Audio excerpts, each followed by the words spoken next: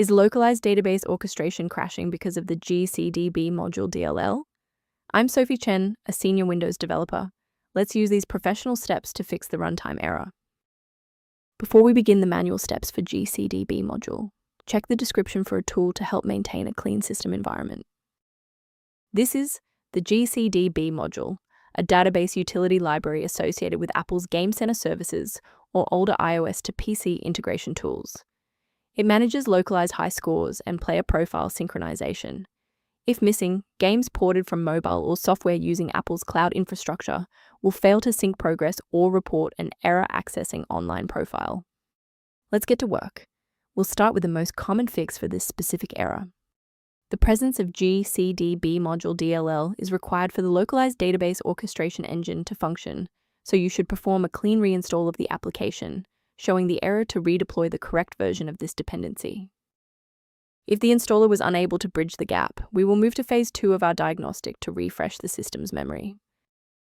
A full system restart clears the temporary memory cache and allows Windows to attempt a fresh initialization of all required libraries, including Gcdb module.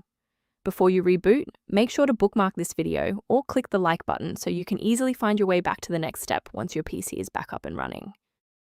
I know it's frustrating if the restart didn't work, but don't worry, we have a more advanced solution ready. If you need to pause the video to take a breath, please do. If the restart didn't fix the library error, we need to manually repair the specific C++ redistributable package. First, go to Control Panel, then select Programs and Features. Second, find every Microsoft Visual C++ redistributable, 2005 through 2022.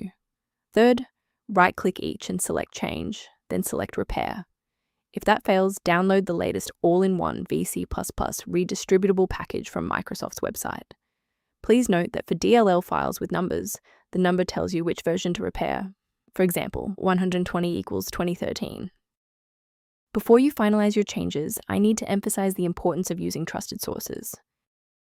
Be suspicious of any site that asks you to disable your antivirus to install Gcdb module DLL, as this is a major red flag for malicious software. For those who prefer a structured maintenance plan, you can access an official diagnostic resource at the link below. For users who prefer structured maintenance, the link below references a tool related to managing Gcdb module dependencies. I'm Sophie Chen, and I appreciate you watching. If this guide helped Gcdb module workflow, please subscribe for more professional troubleshooting and tech advice.